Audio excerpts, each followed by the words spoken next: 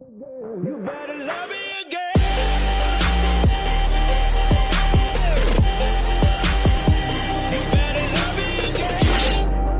Hello book fans and welcome back to my channel. Last video we got to Act 4 Scene 1 and in this video that is where we will be continuing. And before we start, don't forget to like, share, and subscribe. And let's get started. In a cavern on the heath, the three witches were huddled around their cauldron.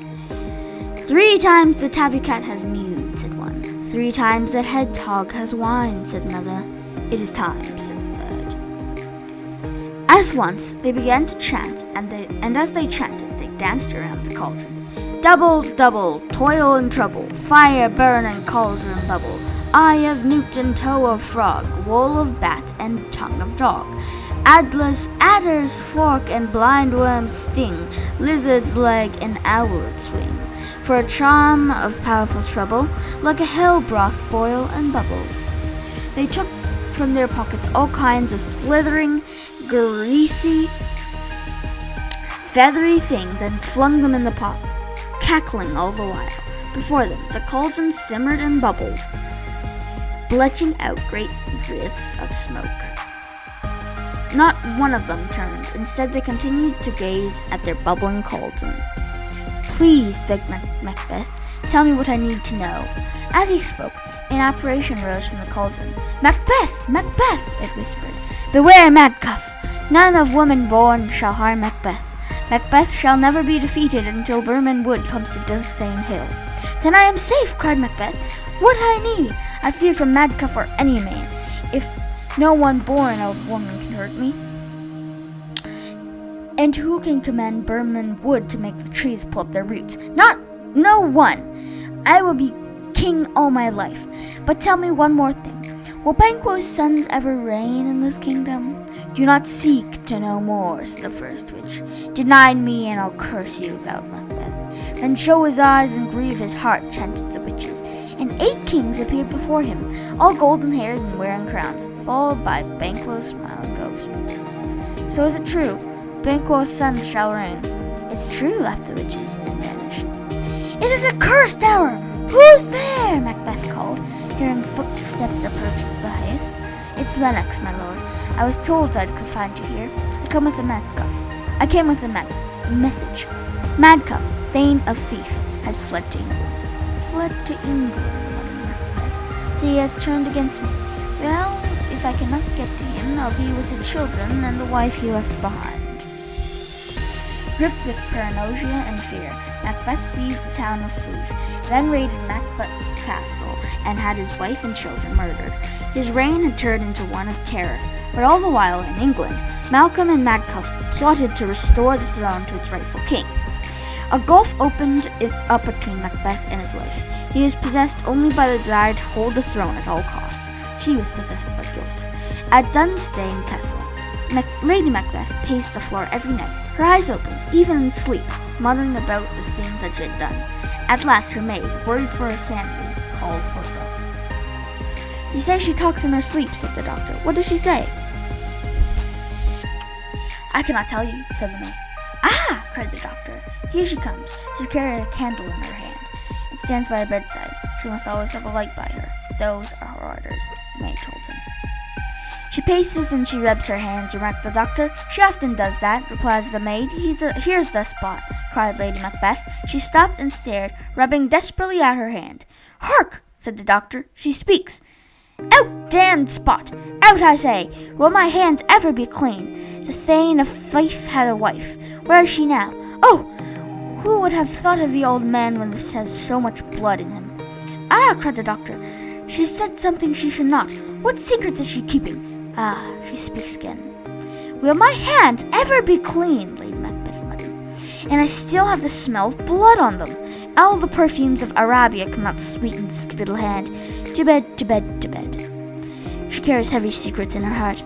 Will she go now to bed? Asked the doctor. She will, replied the maid. God forgive us all. She needs priest, not a doctor. Look after her.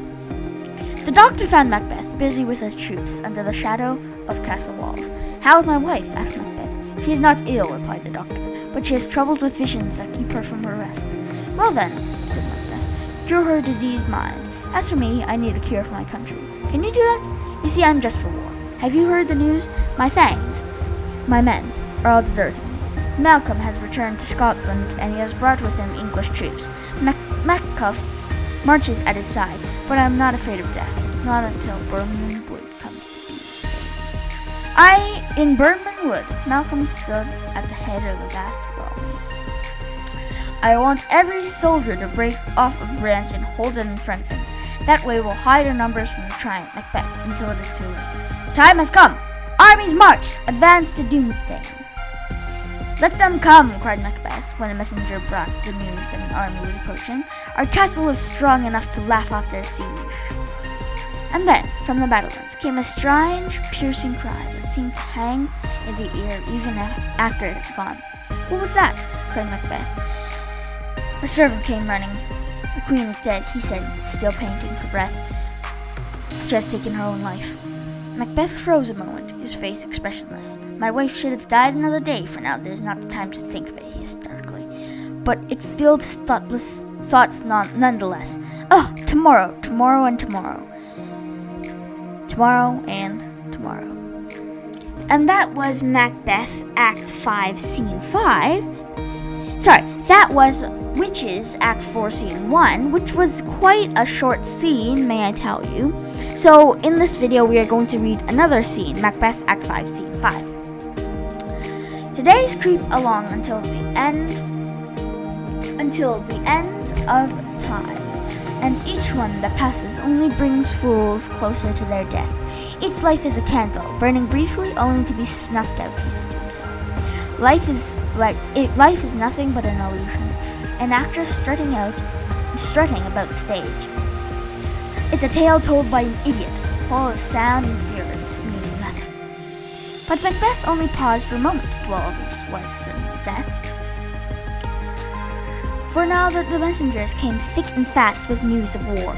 My lord, said one, I should say what I saw, but I do not know how to do it. Speak quickly, replied Macbeth. As I stood and watched, I looked towards Birnam Wood, and I thought I saw it move. You're a liar, cried Macbeth. You may punish me if it's not so, the messenger replied. 3 miles from here you can see nothing. You can see it coming, a moving wood. If you lie, you can hang from the nearest tree. If you tell the truth, I care not if you do the same for me. The witch's prophecy rang in his ears. Macbeth shall never be defeated until Birnam Wood comes to Dunsane Hill. And now the wood is coming, Macbeth muttered. Is this then the time for fear? Aloud, Macbeth cried out, Ring the alarm bell! Blow, wind! Come, ruin! Or at least we'll die with our armor on. Macbeth waited at Dunstan Castle as Malcolm and Macbeth's army marched towards him. At the final moment, they threw down their branches and surged up the hill in full battle cry. Macbeth's soldiers hated him and had no stomach for a fight, but Macbeth fought like a man possessed. The witches had promised him no man born of a woman could kill him. He believed himself immortal. One by one, he slew his enemies until, at last, he faced Macbeth alone. Get back, said Macbeth. I've shed enough of your family's blood already. I bear a charmed life. No one can harm you unless they are not born of a woman, so I am safe. Ha, said Macbeth. I'm not born of a woman. They cut me from my mother's womb before she could give birth. Macbeth lowered his sword in fright. I will not fight you. Then yield, coward! No, cried Macbeth, filled with desperate courage. I will not kiss the ground before young Malcolm's feet. Though Birnam Wood had come to Dunsane, and you are not born of a woman, I will fight to the last. When the bloody fight was over, Macbeth held Macbeth's severed head in his hand. He kneeled before Malcolm and cried out, All hail, King of Scotland! We are freed from tyranny. My thanes and kinsmen, said Malcolm, we will call home our exiled friends that fled from tyranny and bring to justice those who serve this dead butcher and his fiendish queen. Thanks now to everyone. I will reward each of you as you deserve. Come, I invite you all to watch me be crowned King of Scotland. Let's go. And that is the end of the sad and scary Macbeth. I hope you love this play. I know I did. And if you want more videos like this, please subscribe, like, and share. Thanks for listening.